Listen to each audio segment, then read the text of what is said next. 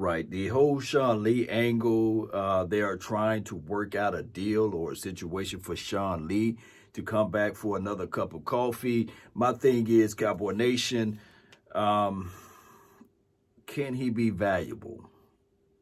I think so. I think so. And hear me out. I know that a lot of people think about last year and these sorts of things, but when Sean Lee was out there on the field, it was not like it was like, oh wow, what is he doing now? It was more so.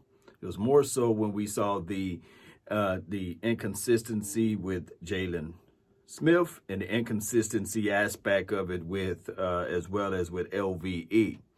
And continuity is one thing. I do know that Sean Lee brings a level of excitement, a knowledge of the game. And if they bring him back for one more year, think about this, the type of contract that he had, the incentive-based contract. I think that you can draw up another incentive-based contract, put it out there and say, okay, if this and if that happen. Now, what I don't want to see is him taking up all of the reps and these sorts of things from Francis Bernard. I really like Francis Bernard.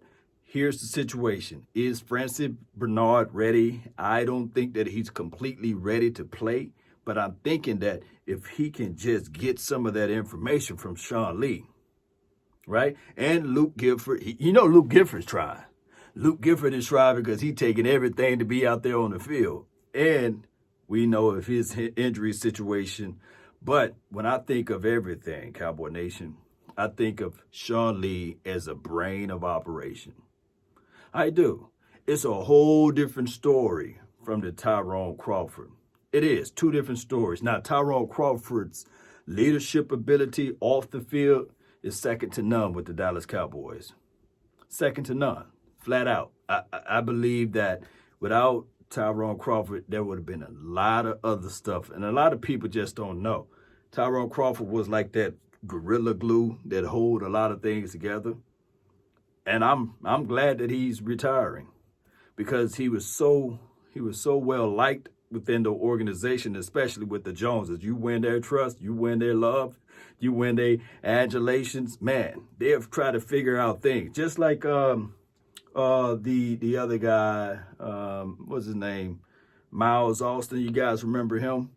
Man, they wanted to keep him on the team to be a wide receivers assistant coach and things like that. And then they finally just said, man, look, man, you got to go, bro.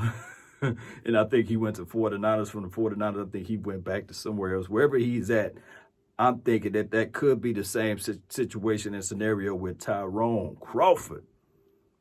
It is what it is. So with Sean Lee, I'm going to tell you guys again, I wouldn't mind it. But it's one of those things where I don't want him to get in the way. And I know a lot of people are going to say, is it just like with the Jason Witten situation? I think it's different because Jason Witten refuses to get off the field. At least we saw that Sean Lee would say, hey, all right, I'm not able to play in this particular situation. Let me exit off. But this is where you got to be at. This is where you should be at. And I think that you can't just shoot that off. I think you can't just run that out of the building. So I like the fact that they're talking about, hey, bringing a man for an incentive. Not an end-all, be-all. The incentive part of it. Oh, who knows? This situation can also help out with the draft. It can. So whoever we get in the draft, especially if it's a linebacker, who else can teach that player all of the good stuff? Oh, Sean Lee. So that could be another situation.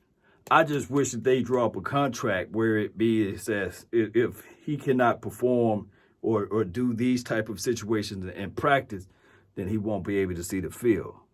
Just craft up that contract. And you got somebody that's working with you, just work that thing out. Just work it out.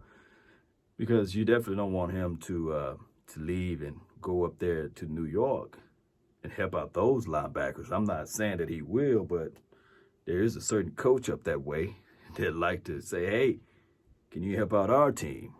I want to keep everything inside.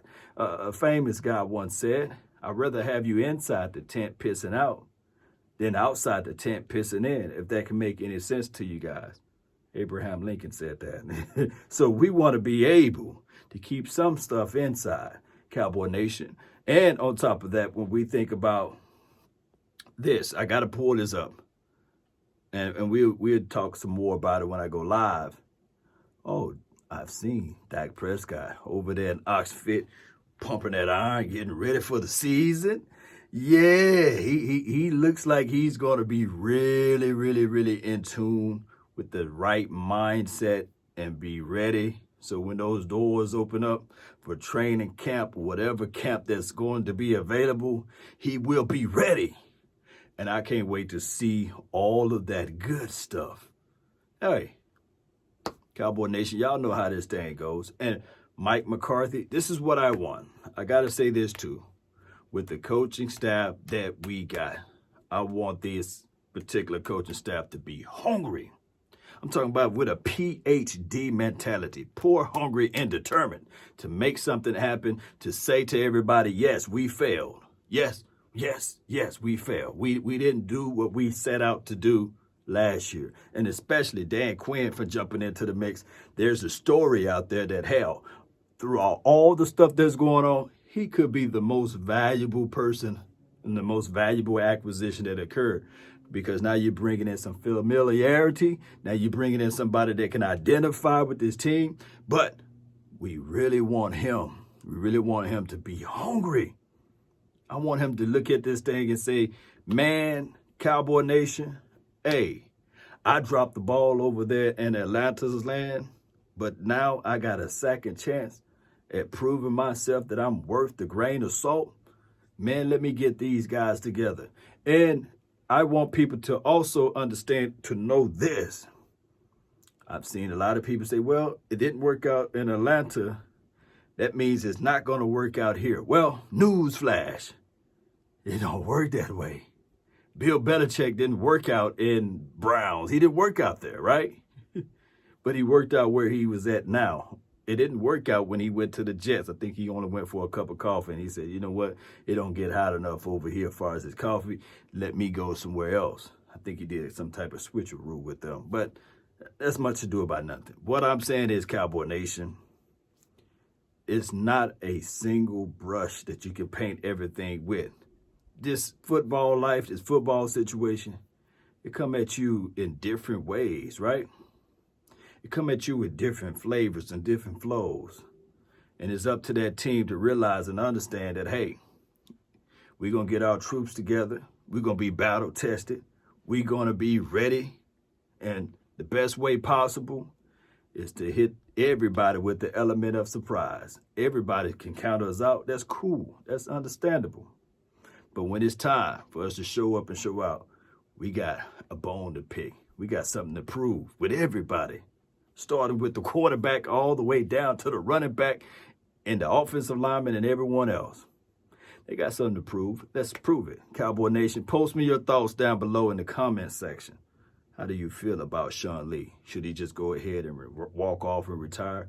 Which I believe that what he should do. But looking at it objectively, hey, bring the brother back till he can teach these young fish how to fish. You know what I'm saying? Or how to swim. That's a better way to say it. Cowboy Nation, that's been my time. I really thank you all for yours. And remember, you're listening to nothing but the best. Go Cowboys. Let's go, baby. Let's go. I just feel like putting on some pants right now, baby. Let's go. Let's go. We out.